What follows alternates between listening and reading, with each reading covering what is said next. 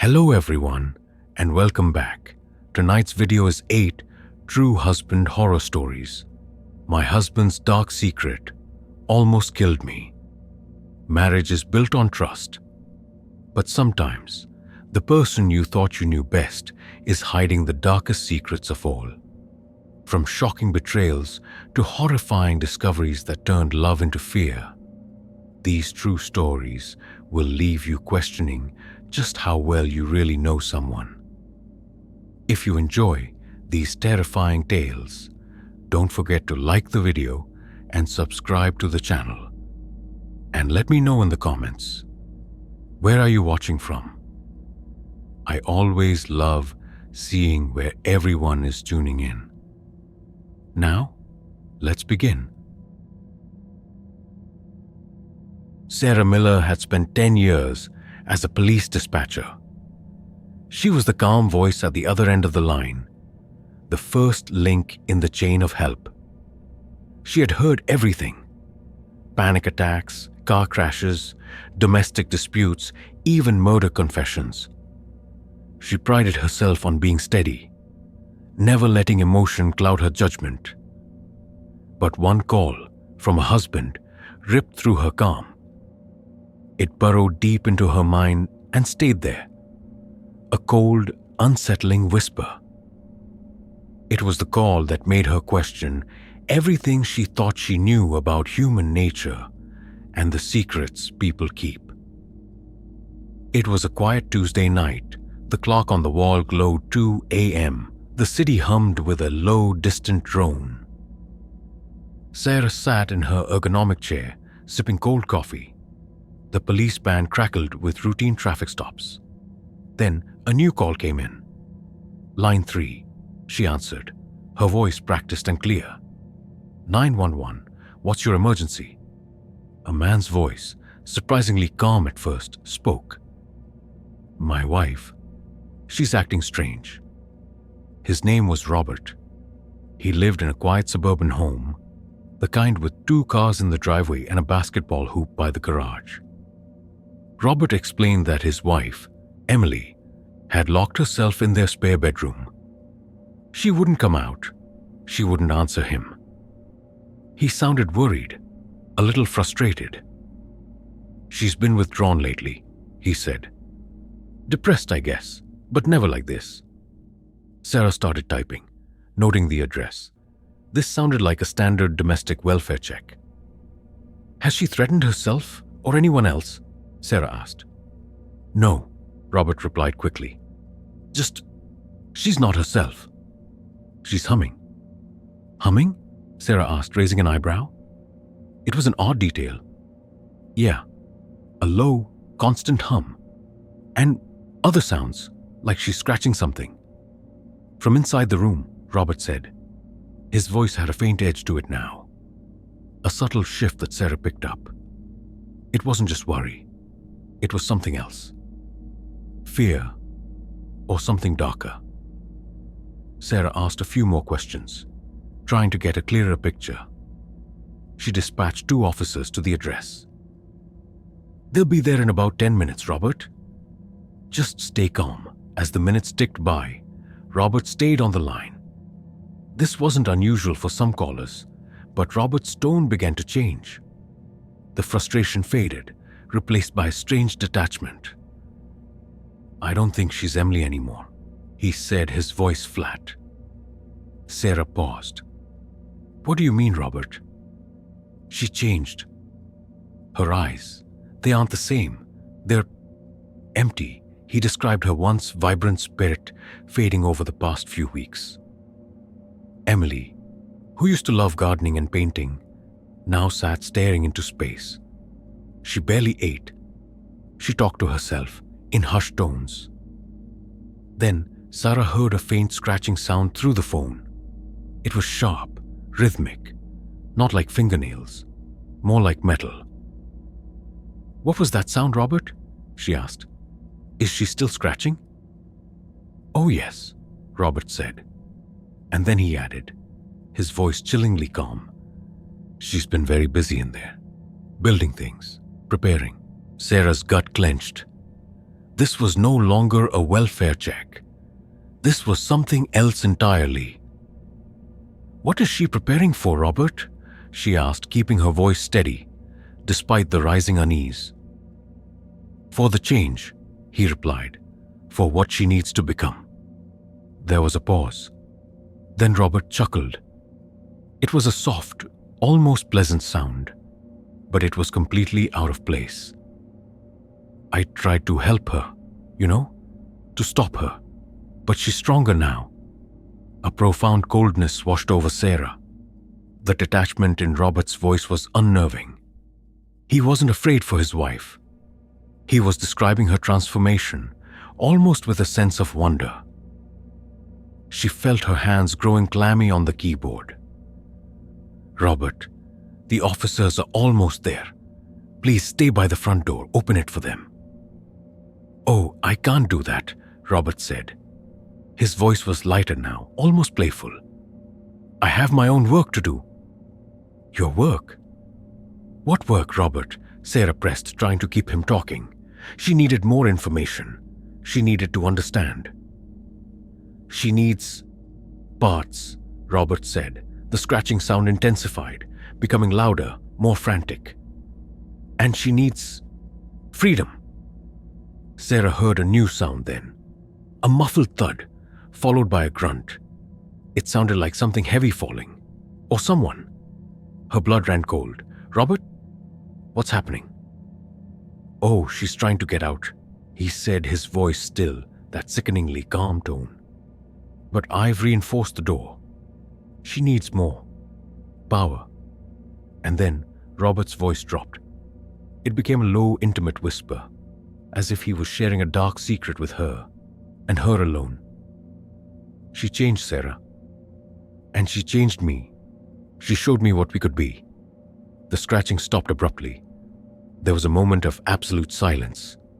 Then a new sound began. A low, guttural growl that didn't sound human. It was close to the phone. Sarah could almost feel the vibration. "Robert?" she whispered, her heart hammering against her ribs. "Are you there?" "She's almost free," Robert breathed out. His voice was strained, no longer calm, but filled with a terrifying mix of awe and dread. "And I helped her. I gave her what she needed." Then a sudden loud crash. The phone line went dead. The silence in Sarah's ear was deafening. Her breath caught in her throat. She stared at the disconnected call on her screen. "Unit 34. Proceed with caution to the Davis residence," she barked into her mic, her voice cracking slightly. "I've lost contact with the caller." Sounds of a struggle, possible danger to officers. The next few minutes felt like an eternity. The police radio crackled to life with updates from the scene. Officers reported the front door was ajar. They found signs of a struggle in the living room. Furniture overturned. A trail of something dark and viscous on the carpet. They reached the spare bedroom door. It was severely damaged, splintered, as if something incredibly strong had tried to break out. Inside, they found Emily. But she wasn't Emily anymore. She was barely recognizable. Her body was twisted at unnatural angles. Her eyes were wide, vacant. Her skin was pale and covered in scratches. And around her, the room was a nightmare. Tools were scattered everywhere. Strange, crude machines made of metal parts and wires were half assembled. There were also numerous small animal carcasses, some partially dissected, others with wires protruding from them, just like Mark's shed.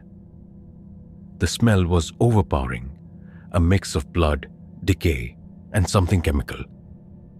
Robert, the husband, was gone, vanished. The officers found his car in the garage. His wallet, keys, and phone were all inside. It was as if he had simply disappeared into thin air. Emily was rushed to the hospital in critical condition. She never woke up, remaining in a coma until she passed away a few weeks later. The official cause of death was severe trauma and blood loss. The police launched a full investigation, but they never found Robert. It was as if the earth had swallowed him whole. Sarah Miller left her job as a dispatcher a few months later. The memory of Robert's call haunted her. His strange calm, his detached descriptions, his final terrifying whisper. She replayed the call countless times in her head. She wondered what Robert had truly meant by "she changed me, and I gave her what she needed." Was he a victim, forced to participate in his wife's madness? Or was he the architect of her terror, hiding his true nature until the very end? The police suspected foul play on Robert's part, a dark deed disguised as a mental breakdown. But without his body or a confession, the truth remained buried. Sarah often wondered if Robert was truly gone, or if he was out there somewhere, still preparing, still waiting for the next change. The call taught her that the most terrifying monsters don't lurk in shadows. They live in plain sight behind the eyes of someone you trust, someone who can calmly describe a horror unfolding, even as they participate in it.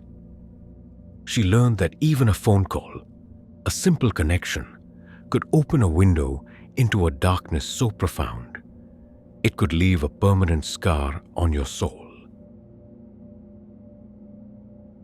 James Peterson had dedicated 12 years of his life to wilderness search and rescue.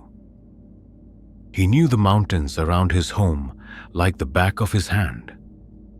He had seen the best and worst of nature. He had pulled people from treacherous ravines, guided lost children back to their parents, and sometimes he had found bodies. He was used to despair, to the raw grief of families, but nothing, not a single one of his 12 years, had prepared him for the husband he searched for one autumn. That search changed his view of the wild and of humanity forever. The call came on a crisp October morning. The air bit with the promise of winter. Michael Thompson, a fit man in his late 30s, had gone on a solo hiking trip. His wife, worried after he missed his check-in, reported him missing. He was an experienced hiker, familiar with the trails. He always carried proper gear. This was unusual. James gathered his team. They packed their bags, checked their radios, and headed into the vast ancient forest.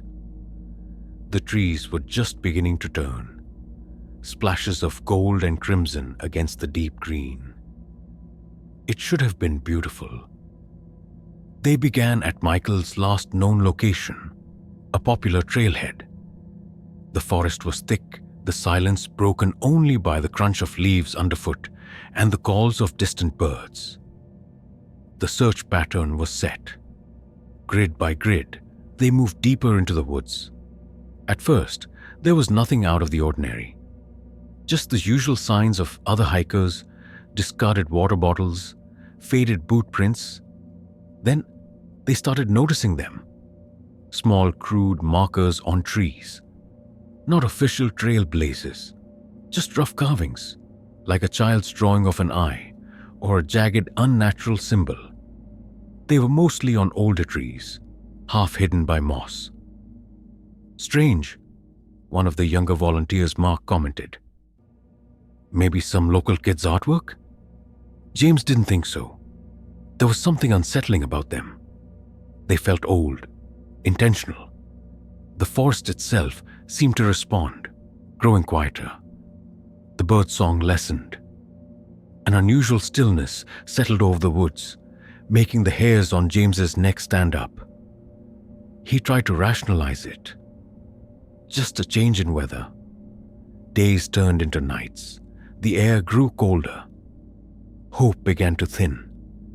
They found Michael's campsite on the third day. It was deep within a less traveled section of the forest. Everything was perfectly intact. His tent was neatly pitched. His backpack leaned against a tree. His cooking stove was packed away. His phone was inside the tent. It looked like he had just stepped away for a moment, but he was gone. No signs of struggle, no footprints leading away. Just an empty camp. And near the edge of the camp, they saw more of those crude symbols carved into the bark of the trees, almost forming a circle around the site. The team expanded their search. The forest became eerier. The silence was absolute, heavy. They began to find more disturbing things. Small animal bones, bleached white, arranged in strange patterns on flat rocks. Circles of smooth river stones around the base of ancient trees. Not natural, not random. James had a chilling feeling that someone was watching them. He kept glancing into the thick undergrowth, feeling unseen eyes. He told his team to stay close. Then one of the dogs, a German shepherd named Ranger, started whining. It pulled hard on its leash, pulling its handler toward a dense thicket. The handler struggled. Ranger was usually so focused. "He's reacting to something," the handler said, pulling Ranger back. But what? James squinted into the dark woods. He saw nothing, but he felt it. A presence. The sun was setting on the 5th day. The forest began to glow with the last amber light. They were deep, miles from the nearest trail. Mark, the young volunteer, suddenly pointed. "Look," he whispered. Through the trees they saw it. A clearing. And in the center of the clearing, something moving. It wasn't an animal. It was a man. They approached slowly, cautiously. The man was thin, his clothes torn. His hair was matted, his beard wild. He was covered in dirt and what looked like dried blood. He was hunched over something on the ground. As they got closer, he looked up. It was Michael. But he was not the Michael Thompson they were looking for. His eyes were wide, vacant, but also fiercely primal. They held a savage intelligence, like a cornered animal. His face was gaunt, his teeth bared in a silent snarl. He had a piece of raw meat in his hand. He was staring at it with his teeth. Around him, on the ground, were more bones. And in the middle of the clearing, they saw a makeshift altar. Stones piled high. More of those crude symbols carved into them. The smell of blood and decay was thick in the air. "Michael?" James called out, his voice hoarse. Michael recoiled, his eyes darting from face to face. He let out a low, guttural growl, a sound no human should make. He didn't speak. He didn't respond to his name. He was like a wild beast. Then, with a sudden horrifying burst of speed, he sprang to his feet. He lunged at Mark, who was closest. Mark screamed, falling backward. Michael was on him in an instant, snarling, his hands reaching for Mark's throat. James reacted without thinking. He tackled Michael, throwing him off Mark. Michael was surprisingly strong, wiry, and feral. He fought with a desperate, animalistic fury. He clawed, bit, and kicked. It took 3 of them to finally subdue him, pinning him to the ground. He thrashed and howled, a sound that echoed through the darkening forest, more wolf than man. They managed to tie him up carefully, using ropes from their packs. Michael continued to struggle, his eyes wide and unseeing, his growls turning into whimpers, then back into snarls. He was completely feral. They found no injuries on him, nothing that explained his behavior. He was just gone. The man they sought had been replaced by something else. They carried Michael out of the forest, the journey back long and grim. He was admitted to a psychiatric facility. Doctors tried everything, but Michael never recovered. He remained in a catatonic state, sometimes growling, sometimes staring blankly ahead. He never spoke another word. They couldn't explain what had happened to him. Was it a psychotic break triggered by isolation? Or had something else, something ancient and dark, truly taken hold of him in those deep woods? James Peterson retired from search and rescue a year later. The memory of Michael's eyes, full of that savage, knowing intelligence, haunted his dreams. He couldn't shake the feeling that Michael had not just gotten lost, but had found something in the forest. Something that changed him, twisted him, consumed him. The wilderness, once a place of peace and challenge for James, now held a new, chilling meaning. He saw the dark, crude symbols carved into the trees everywhere he looked. He heard Michael's howls in the wind. The forest had secrets, and Michael had found one of them. He had entered the woods, a man, a husband, and emerged something utterly monstrous, a beast wearing a human skin. And James knew, with a certainty that chilled him to the bone, that some wild places don't just take lives, they take souls. He never looked at the serene green woods the same way again. Dr. Eleanor Vance was a brilliant forensic psychologist. For 20 years, she had delved into the minds of the most disturbed criminals. She understood the depths of human evil, the twisted logic of psychopaths, the motivations behind the most heinous acts. Her work was about finding patterns, understanding pathology, and bringing justice to victims. But one case, a husband accused of a terrible crime, shattered her ability to compartmentalize. It didn't fit any pattern she knew. It left her with a chilling question that still echoes in her mind. What if some evil is not human at all?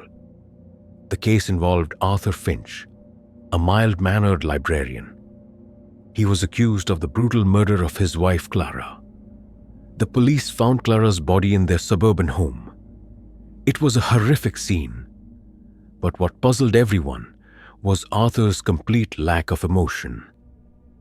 He sat calmly in the interrogation room. He answered questions with a flat, even tone. He showed no grief, no remorse, no fear.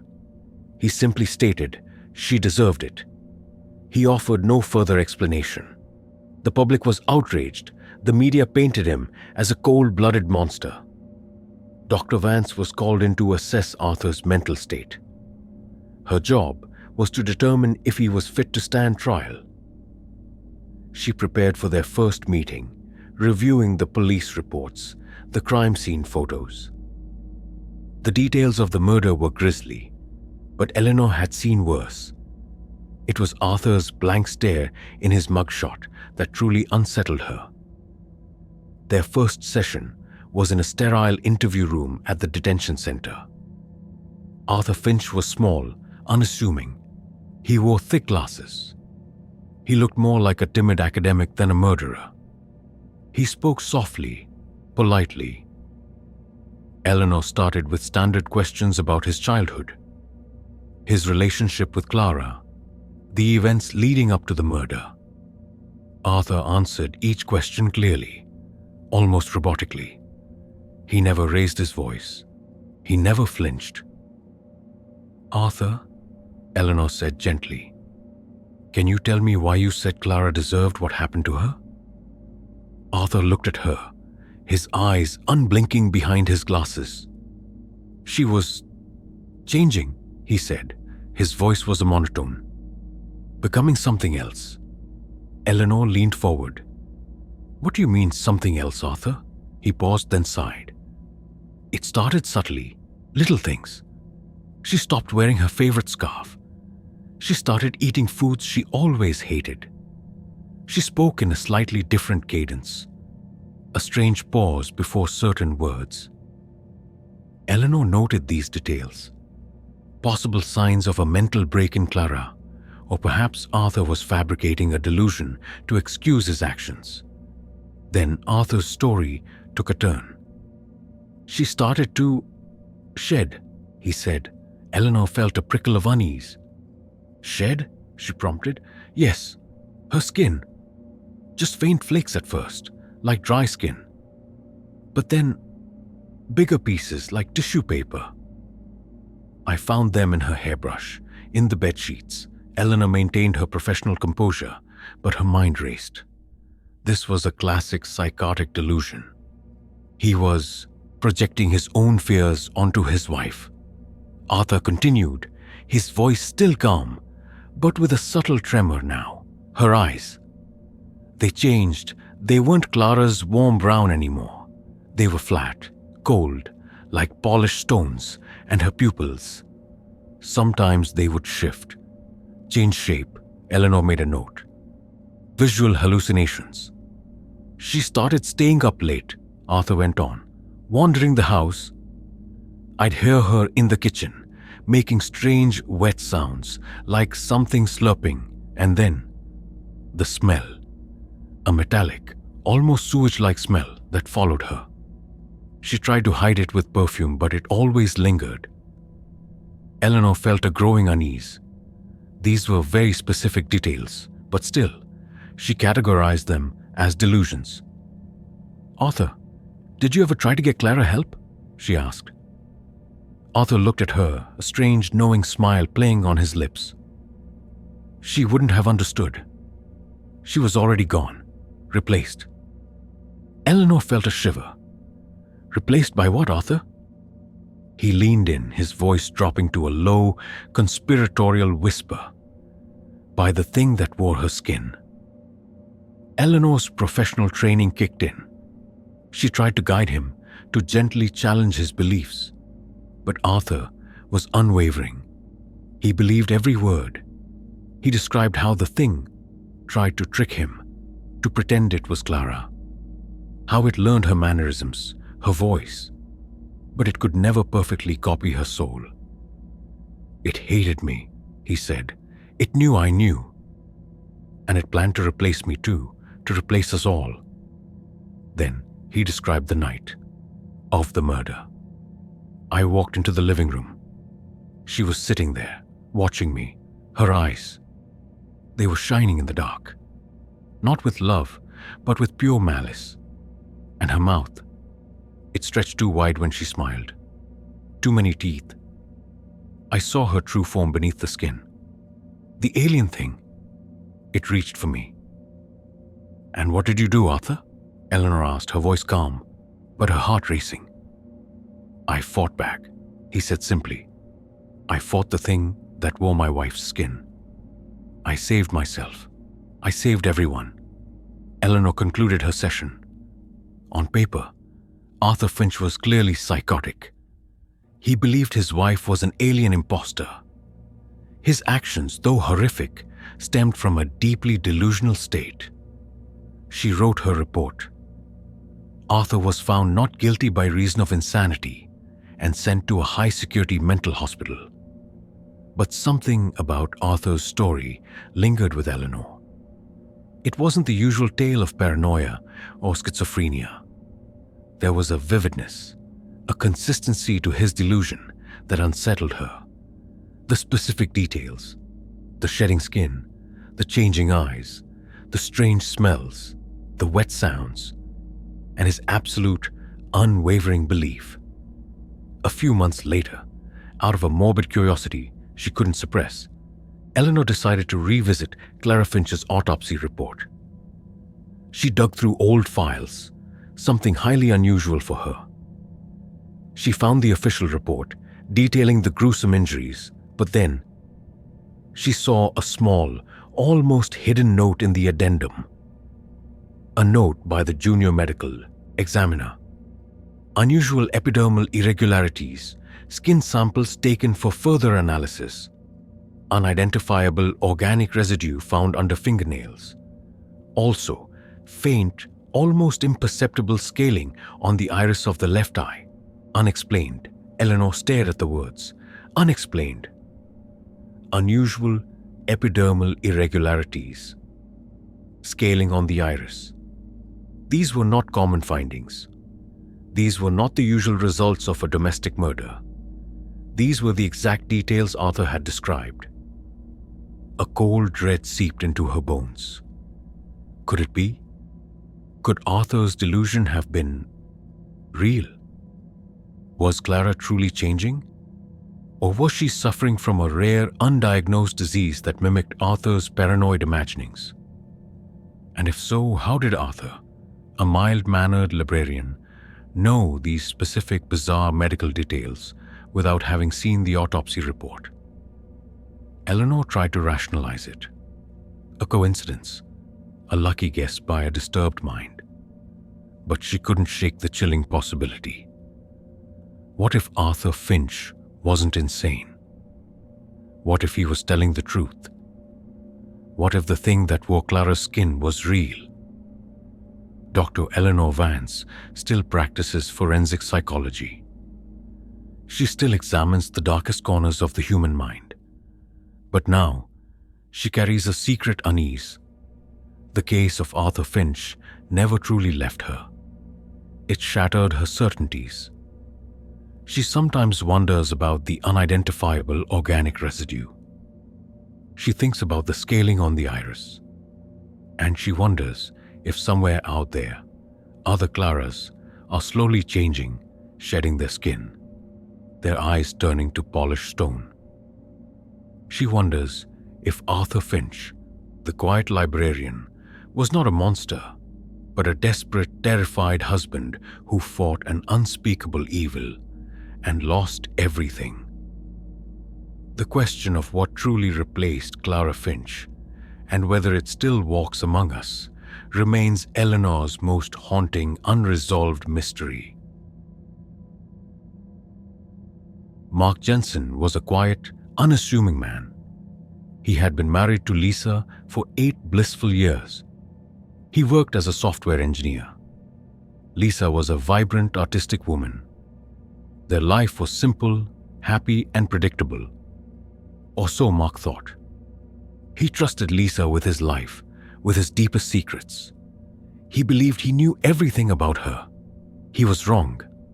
The secret Lisa kept was so dark, so profound. It didn't just break their marriage. It broke Mark's reality. It began subtly, as most horrors do. Lisa, always a light sleeper, started getting up in the middle of the night. Mark would wake to an empty bed. He'd find her in the living room, sitting in the dark. She wouldn't be watching TV or reading. She'd just be sitting there, perfectly still, staring at nothing. When he asked her, she'd just shrug. "Insomnia," she'd say, her voice flat. "Just thinking." Then she started losing weight. She was always slender, but now she was gaunt. Her clothes hung off her. Her eyes seemed to sink deeper into their sockets. Her skin, once glowing, became pale, almost translucent. Mark suggested she see a doctor. She refused, growing agitated. "I'm fine, Mark. Just a bit stressed." The oddities escalated. Lisa, who had always hated the cold, started leaving windows open, even in winter. She'd sit by them, letting the icy air wash over her. Mark would find her shivering, but she'd insist it felt refreshing. Her artwork, once vibrant and colorful, became dark, abstract. She painted unsettling figures, shadowy shapes with too many limbs, twisted faces. Mark tried to understand, to be supportive. "It's intense, honey," he'd say. She'd just nod, a strange distant look in her eyes. One night, Mark woke to a faint scratching sound from downstairs. It was soft, rhythmic, like fingernails on wood. He looked at the clock, 3 a.m. Lisa was gone from beside him. His heart began to pound. He slowly got out of bed. He crept down the stairs, trying to be silent. The scratching sound was coming from the kitchen. He peeked around the corner. Lisa was kneeling on the floor by the old wooden pantry door. She was not using her fingernails. She was using a small, sharp kitchen knife. She was meticulously carving something into the wood. Her back was to him. He could see her silhouette, thin and hunched. "Lisa," he whispered. She stiffened, then slowly turned. In the dim light from the street lamp outside, her face looked hollow, ghostly. Her eyes were wide, black pools. She was clutching the knife in a white-knuckled grip. "Mark," she breathed, her voice raspy, unfamiliar.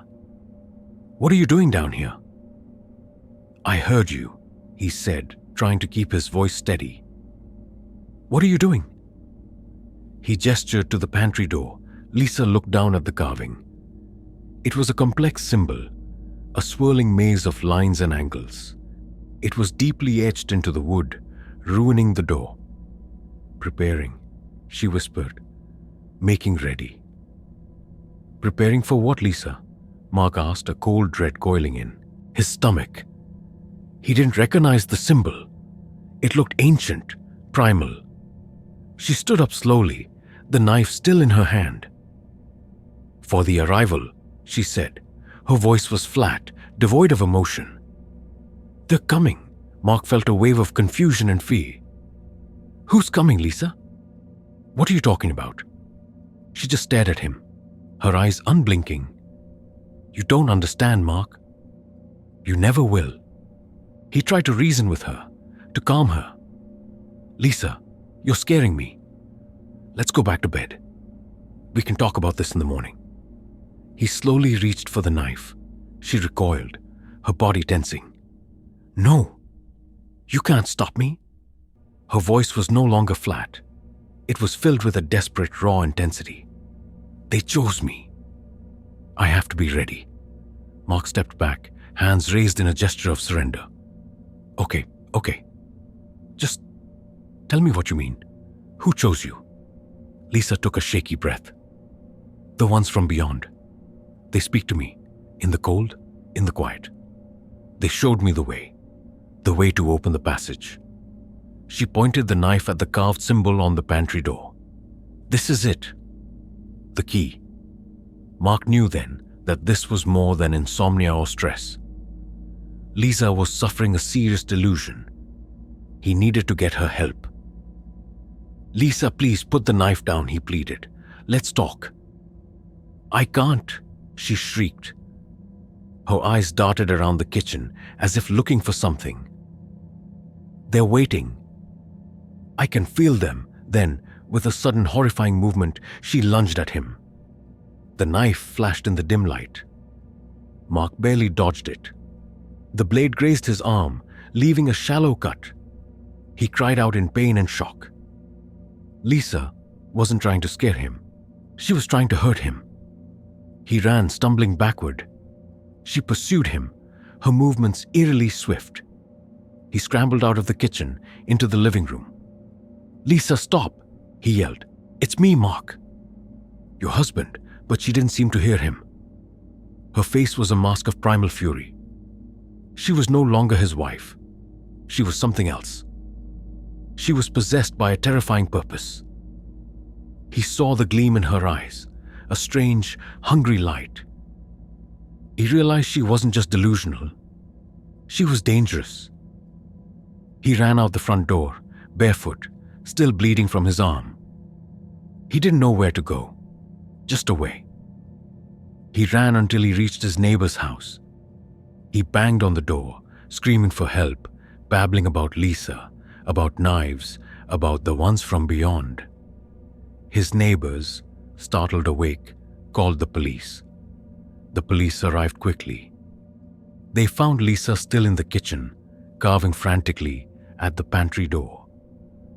She was incoherent, ranting about passages and arrivals. They had to subdue her. She fought with surprising strength, screaming about how they were stopping the truth. She was taken to a psychiatric hospital. Mark Jensen never returned to that house. The pantry door, with its crude, ancient symbols, was scorched into his mind. Lisa was diagnosed with a severe psychotic disorder, likely paranoid schizophrenia. She never recognized Mark again, lost in her own terrifying world of the ones from beyond.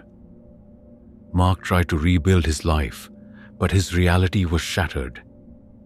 He couldn't trust his own perception. What if Lisa wasn't entirely wrong? What if there were ones from beyond? He saw the symbols she carved everywhere, in the patterns of leaves, in cracks on the pavement, in the abstract art he once admired. He felt the cold, even when it was warm. He listened for scratching sounds in the dead of night.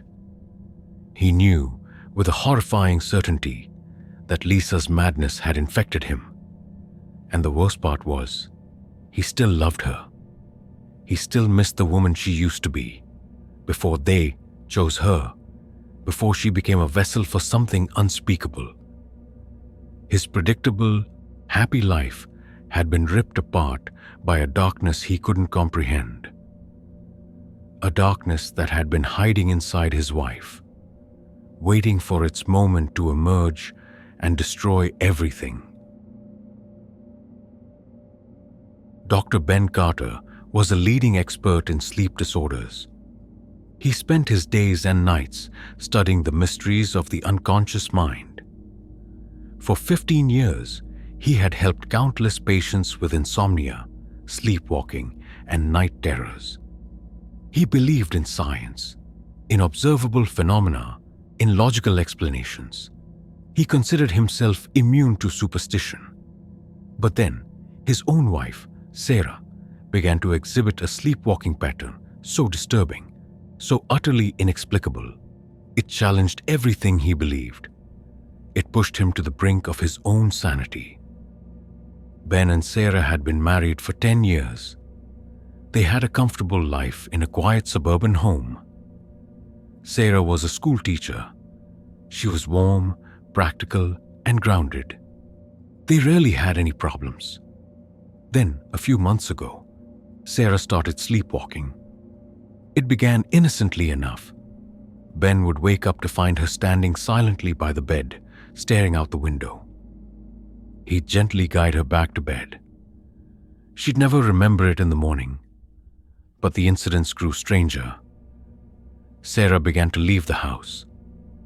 Ben would wake in a panic, search for her, and find her in their backyard. She'd be standing still under the moonlight, sometimes murmuring to herself. Her eyes would be open, but vacant, glassy. He'd bring her back inside, his heart pounding.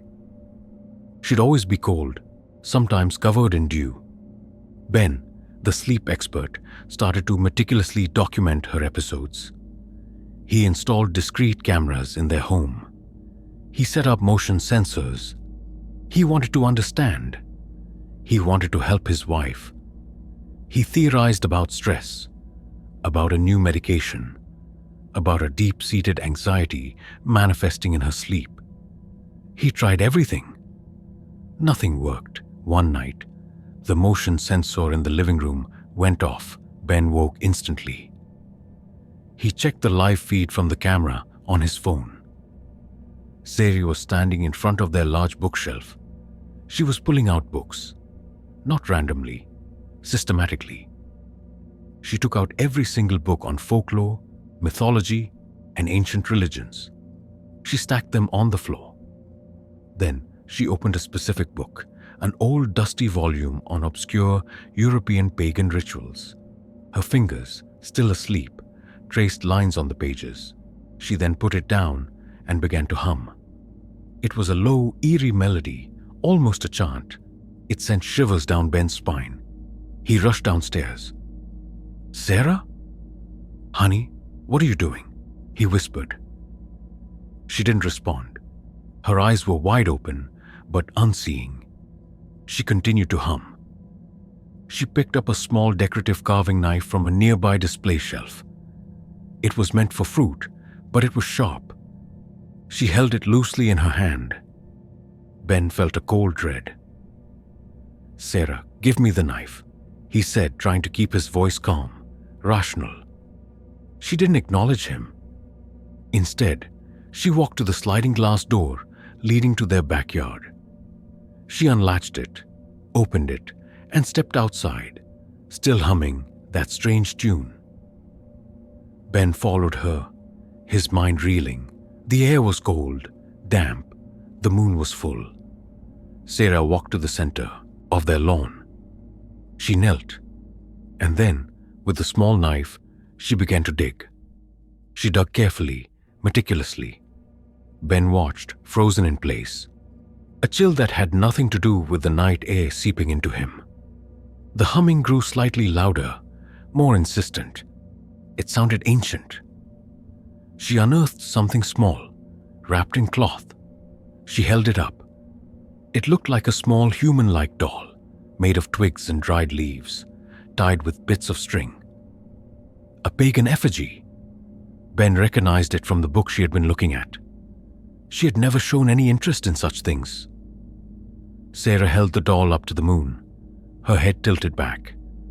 Her humming rose in volume. It was no longer just a hum. It was words. Whispered words in a language Ben didn't recognize. It sounded guttural, primitive. And then she began to move. Her body swayed, slowly at first, then with increasing speed. It was a dance, a ritualistic dance. Under the full moon, in the suburban backyard, his wife was performing an ancient pagan ritual. Ben felt a profound terror. This wasn't sleepwalking. This wasn't a disorder. This was something else. Something utterly alien. He thought of all the years he had spent studying the mind, the brain. Nothing in his textbooks prepared him for this. He had to stop her. He had to wake her up. "Sarah! Stop it!" he yelled, rushing forward. As he reached her, she suddenly stopped dancing. Her head snapped toward him. Her eyes, still wide and vacant, seemed to focus on him for a split second. And in that second, he saw something in them. Not Sarah, not his wife. Something cold, ancient, and deeply malicious, a flicker of dark amusement. Then she dropped the twig doll. She dropped the knife. Her body went limp. She collapsed to the ground. Ben scrambled to her side, his heart in his throat. "Sarah? Sarah, wake up!" He managed to rouse her. Her eyes fluttered open. She looked confused, disoriented. "Ben? What are we doing outside? It's freezing." She had no memory of any of it. He looked at the twig doll on the ground, the knife, the small hole she had dug. He looked at his wife, innocent and bewildered. He knew he couldn't tell her. She wouldn't believe him. She would think he was mad. Ben never told Sarah about that night. He packed away the cameras. He tried to forget, but he couldn't. Sarah's sleepwalking continued, though never again with such a terrifying display. Sometimes he'd find her in the kitchen, carefully arranging herbs on the counter. Sometimes he'd wake to hear her whispering words in that strange, guttural language. He'd never see her eyes that way again, that flicker of malice. But he knew it was there. Dr. Ben Carter is still a sleep expert, but his scientific certainty has been replaced by a gnawing fear. He now looks at his wife, the woman he loves, and sees not just Sarah, but a vessel for something unknown, something ancient that stirs within her when she sleeps. He wonders what she truly unearths in her nocturnal rituals. He wonders what she's communicating with. He keeps the old book on pagan rituals hidden. He locks their bedroom door at night, not to keep intruders out, but to keep her in. He listens for the whispers, for the hum, for the strange scratching sounds from downstairs. He lives in a constant state of dread, knowing that his rational, scientific world has been breached by an inexplicable horror. And he knows, with a chilling certainty, that his wife's sleepwalking isn't a disorder. It's a connection. A connection to a darkness that chose her.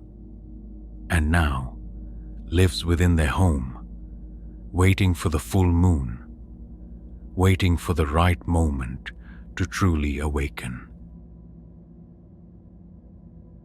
Ana Ramirez was a nurse in a busy city hospital. For 15 years, she had witnessed life and death in its rawest forms.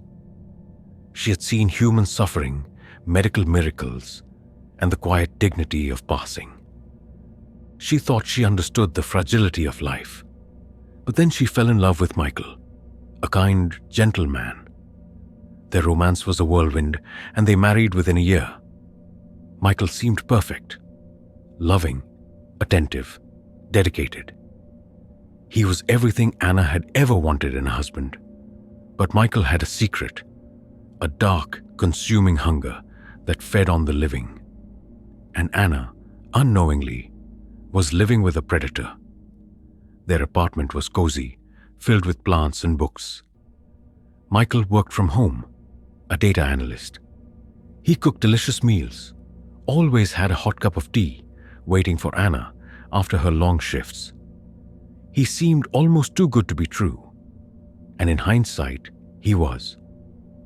The first hint of something wrong was subtle. Ana would notice small cuts and scratches on Michael's hands and arms.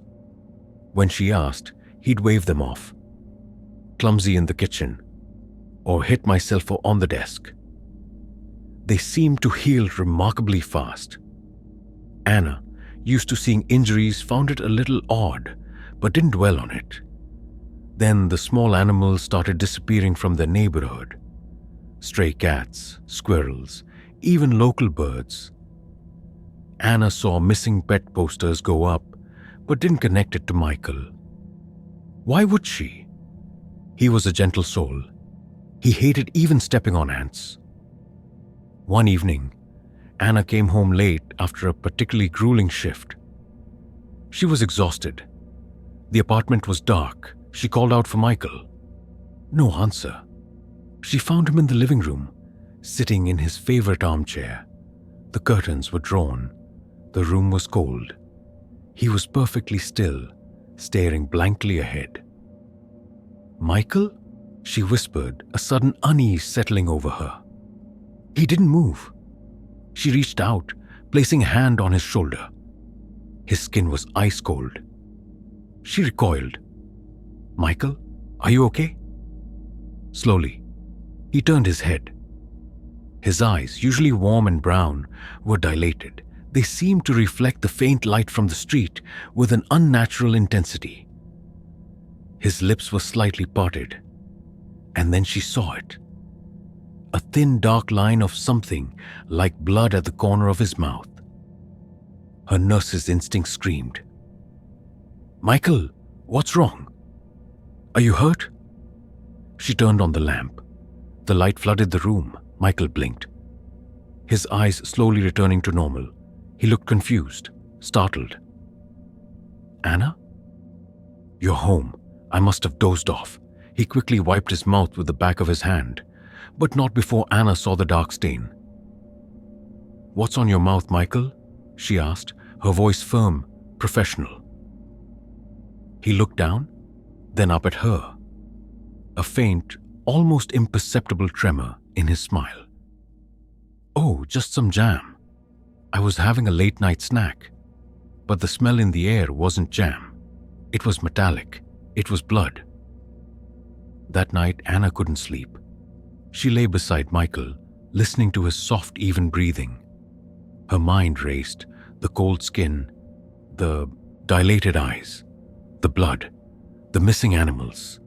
It all coalesced into a horrifying possibility she couldn't dare to name. She started looking for evidence. She searched the apartment while Michael was working in his study. She found nothing at first. He was meticulous, too meticulous. Then she noticed it. In the back of a rarely used cabinet, behind old cleaning supplies, she found a small, locked metal box. Her heart pounded. Later that week, while Michael was out grocery shopping, Ana found his spare key ring. Among the keys was a small, unfamiliar one. She tried it on the box. It clicked open. Inside, she found a collection of unsettling items. Small animal skulls, meticulously cleaned and arranged. A strange crude diagram drawn on parchment. And a small, leather-bound journal. Her hands shook as she opened the journal. It was Michael's neat handwriting. It wasn't a diary. It was a log. A log of hunts, a log of gatherings. Details about the local strays, their habits, their last known locations, and then dates. And next to the dates, words like successful, consumed, energy replenished. Anna's blood ran cold. He wasn't just killing animals. He was consuming them. The words energy replenished chilled her to the bone. This wasn't a serial killer. This was something else. Something ancient, primal. A predator. And she had been sleeping next to him. She flipped through the pages, her horror mounting. She saw familiar names. The neighbor's missing cat, Mittens. The squirrel that used to visit their bird feeder. He had taken them all. Her gaze fell on the last entry. It was recent, and next to the date, a single word. Planning. Anna heard the front door open. Michael was home. Panic, cold and raw, seized her. She slammed the journal shut, threw everything back into the box, and locked it. She shoved the box back into the cabinet. She barely made it to the living room, composing herself, as Michael walked in, carrying grocery bags. Anna? What's wrong? You look pale, he said, his smile gentle. Too gentle. Just a long day, she lied. Her voice barely a whisper. She looked at him. Really looked at him. The kind eyes, the gentle smile, and behind it, the hidden hunger. She saw him now, not as her loving husband, but as a wolf in sheep's clothing. He was a monster, and she was living in his den. She couldn't stay. She couldn't breathe the same air.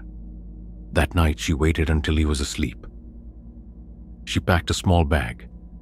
She slipped out of the apartment, leaving a note. I know. She didn't look back.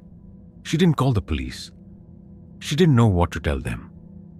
How do you report that your husband is a quiet, unassuming cannibal feeding on neighborhood pets? She just ran. Anna Ramirez disappeared from her old life. She changed her name, moved to another state, cut all ties. But the memory of Michael, the man she married, the predator she lived with, never left her. Every kind stranger, every gentle smile, sent a jolt of fear through her. She wondered if he had found her note. She wondered if he was angry. She wondered if he had continued his gatherings, if his hunger was still being replenished. She wondered if one day she would be his next plan. The fear was a constant companion. She learned that the greatest horrors aren't always loud or obvious. They can be quiet, smiling, and sleep right beside you, their dark secret a constant terrifying whisper in the night. She knew that Michael was still out there, a shadow preying on the unseen, and a part of her would forever be haunted by the man who seemed perfect, but was, in truth, a monstrous hunger. Clara Davies was a librarian.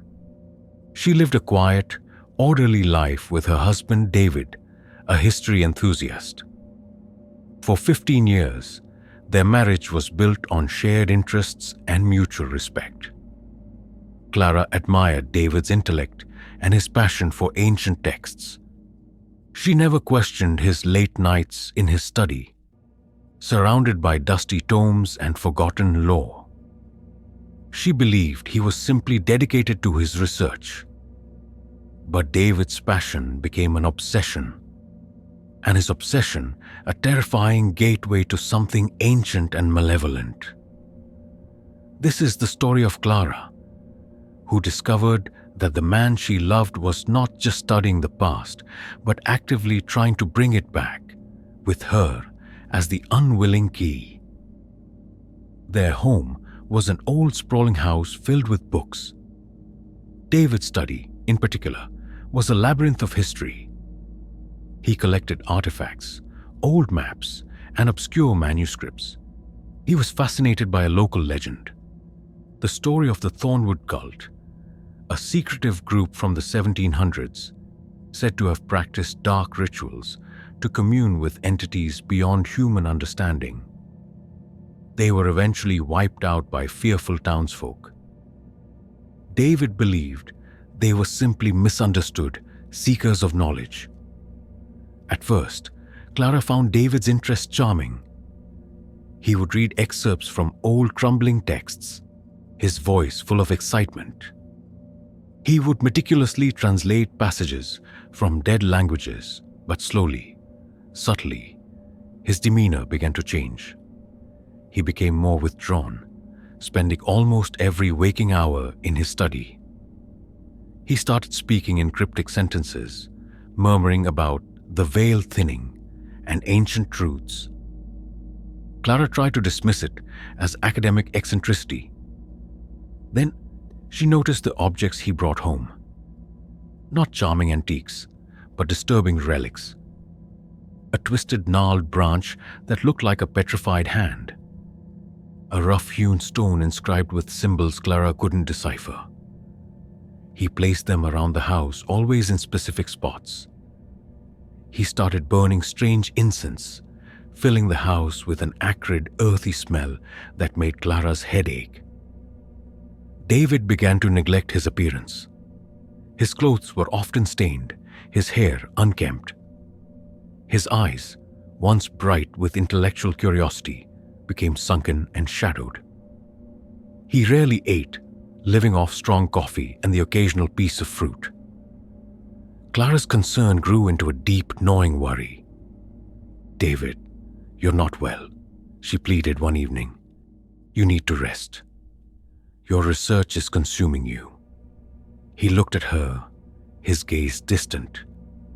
"It's consuming me because it's real, Clara," he said, his voice flat. "The old ones are stirring, and I am the one who must awaken them." Clara felt a profound chill. This was more than stress. This was obsession turning into something dark, something dangerous. She tried to talk to him, to reason with him, but he merely smiled. A strange, knowing smile that didn't reach his eyes. "You'll understand soon enough, my love," he'd say, "when the time is right." One night, Clara woke to a strange, rhythmic drumming sound. It was faint, coming from downstairs, from David's study. Her heart began to pound. It wasn't the gentle hum of the house settling. It was a deliberate, pulsing beat. She looked at the clock. 3:30 a.m. David was gone from their bed. She crept out of bed, her bare feet silent on the wooden floor. She slowly descended the stairs, each creak of the wood sounding like a thunderclap. The drumming grew louder, accompanied by a low, guttural chanting. It wasn't David's voice. It was a chorus of whispers, overlapping, intertwining, creating a cacophony of ancient sounds. A chill, unlike any cold she had ever felt, radiated from the study. The study door was ajar, a sliver of eerie red light spilling into the hallway. Clara's breath caught in her throat. She pushed the door open just enough to peek inside. The room was bathed in the flickering glow of dozens of red candles. Strange symbols were painted on the walls in what looked like dried blood. In the center of the room, on a circular rug, David stood. He was wearing a dark, hooded robe, completely unlike anything Clara had ever seen him wear. His back was to her. He was holding the gnarled branch, now tipped with a glowing red stone. He was swaying, chanting with the unseen voices, his body jerking in unnatural movements. And then Clara saw it. Around the rug, arranged in a precise circle, were objects, not just his artifacts, but small, fresh animal carcasses. A rabbit, a crow, a cat. Their eyes were wide, lifeless. They were arranged in a gruesome pattern, almost like a macabre sacrifice. The air was thick with the acrid smell of incense, decay, and something else. Something metallic and sharp.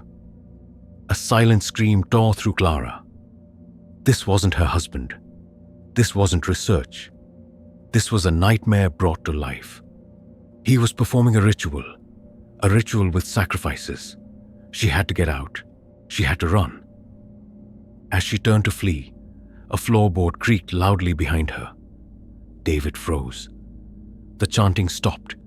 The drumming ceased. The room fell into an immediate, deafening silence. Clara squeezed her eyes shut, wishing she could disappear. Slowly, David turned. His face, half hidden by the hood, was pale and gaunt. His eyes, reflecting the red candlelight, were not David's. They were deep, empty pits, burning with an ancient, terrifying light. And his mouth? His smile stretched too wide, revealing teeth that seemed too sharp, too many. "Clara?" he hissed, his voice a low, raspy whisper that was not his own. "You've seen." Fear, cold and absolute, paralyzed her. She couldn't move. She couldn't scream. He took a step towards her. Another. "You were meant to be present," he said, his voice gaining strength, becoming a grotesque mimicry of David's. "For the awakening. For the union." He raised the gnarled branch, the red stone glowing brighter. Clara found her voice, a choked gasp. "David, no."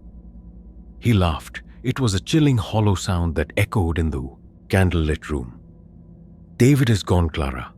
He served his purpose. And now, you will serve yours." He lunged. Clara's survival instinct kicked in. She screamed, a raw, terrified sound. She darted out of the study, blindly running up the stairs. She heard his heavy, unnatural footsteps behind her. "You cannot escape the truth." His voice boomed, no longer a whisper, but a resonant, ancient growl. She burst into their bedroom, fumbling for her phone. Her hands shook so violently she couldn't dial. He was at the door. She saw the shadow of the gnarled branch. She threw herself out of the open window, landing hard on the rose bushes below. The thorns tore at her skin, but she didn't feel it. She ran, bleeding, crying, screaming into the night. Clara Davies never returned to that house, that life. The police investigated. They found the candles, the symbols. The animal remains in David's study, but David was gone. His car was still in the garage. His identification, wallet, and phone were all found neatly arranged on his desk. It was as if he had simply vanished. The police found no explanation for the animal sacrifices or the strange symbols. They classified it as a suspected cult-related disappearance, with Clara as a witness to a possible psychotic break. But Clara knew the truth. David wasn't just gone. He had been replaced, consumed. He had opened a door, and something ancient had walked through, taking him, and then trying to take her. She moved across the country, changed her name, tried to build a new life. But every shadow held a flicker of red candlelight. Every strange smell brought back the stench of decay and acrid incense. Every creak of the floorboards sounded like the rhythmic drumming. She still sees his eyes, the burning pits of ancient malice. She hears his corrupted voice, "David is gone, Clara." And she wonders if the thing that took her husband is still out there, searching for her, for another key, another union, in the quiet, unassuming lives of others. The horror of what her husband became and the ancient entity that consumed him remained Clara's silent, terrifying torment. Daniel Thorne was a historian, a meticulous researcher who specialized in local legends and forgotten tales. He had spent his life sifting through old documents, seeking to separate fact from fiction. For 20 years, he had been married to Emily, a pragmatic architect who often teased him about his love for ghost stories. Their life was grounded in logic and mutual affection. But Daniel's pursuit of a particular local legend led him down a path that would shatter his wife's world and ultimately his own humanity. Daniel had become fascinated by the legend of the Whispering Man, a figure from their town's colonial past. Tales spoke of a reclusive hermit who lived deep in the woods, said to possess strange powers and communicate with unseen entities. Children were warned not to venture too deep into the Thornwood, the dense forest on the edge of town where the hermit was said to reside. Daniel, of course, saw it as a classic folk tale, ripe for academic deconstruction. His fascination turned into a full-blown investigation. He spent countless hours poring over old town records, property deeds, and church archives.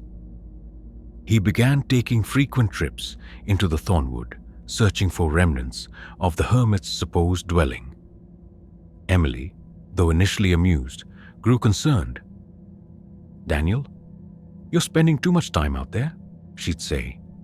"It's just an old story." "But what if it's not, Emily?" he'd reply, his eyes alight with a strange fervor. "What if there's a kernel of truth?" He started bringing back artifacts from the woods. Strangely shaped stones, pieces of petrified wood, and once, a small rusted iron box with intricate carvings. He cleaned them, displayed them in his study, and spent hours staring at them, murmuring to himself. Emily found his behavior increasingly odd, but still believed it to be a harmless scholarly pursuit. Then Daniel started hearing things. Whispers, he called them. Faint, ethereal voices carried on the wind, especially when he was in the woods. He believed they were echoes of the past, the voices of the ancient forest.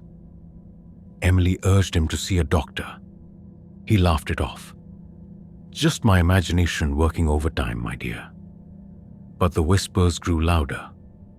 Daniel started talking back to them. Emily would walk past his study door and hear him engaged in what sounded like a heated argument or a passionate discussion with an unseen entity. He would gesture wildly, his voice rising and falling in strange inflections. When she entered, he would abruptly stop, his face pale, his eyes wide and startled. "Just thinking aloud," he'd say quickly, but his hands would tremble. His sleep patterns changed dramatically. He began to suffer from night terrors. Emily would wake to his screams, finding him thrashing in bed, bathed in sweat. He'd mumble about the veil, about the man in the woods, about things calling. He'd cling to her, terrified. But in the morning, he'd dismiss it as a bad dream, though his eyes held a lingering dread. One evening, Emily came home to an empty house. Daniel had left a note. "Gone to the Thornwood. The whispers are clear now. I must answer." A cold dread seized her. This wasn't her rational husband. This was a man lost to a dangerous obsession. She called the police. They advised her to wait. People sometimes got lost in the woods, they said. Emily couldn't wait. She grabbed a flashlight and her phone.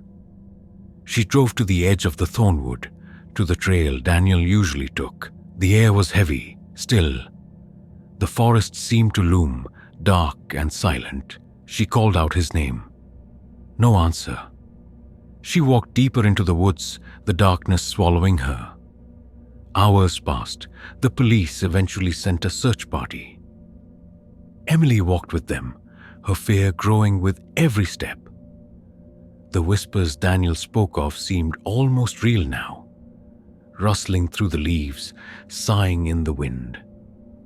She felt an unseen presence, a profound coldness that had nothing to do with the autumn night.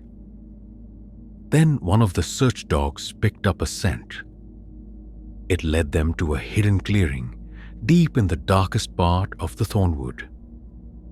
In the center of the clearing stood a massive ancient oak tree, its branches twisted like gnarled arms, and beneath it they found Daniel. He was standing perfectly still, facing the tree, his back to them. He was unclothed, his skin pale and covered in crude symbols painted with a dark, sticky substance. His body was unnaturally thin, almost emaciated. As they approached, Emily saw that his head was tilted back, his mouth open as if in silent supplication. "Daniel!" Emily screamed, running forward. As she reached him, he slowly turned. His eyes, once full of love and intellect, were now completely black, devoid of pupils or iris. Just two fathomless pits.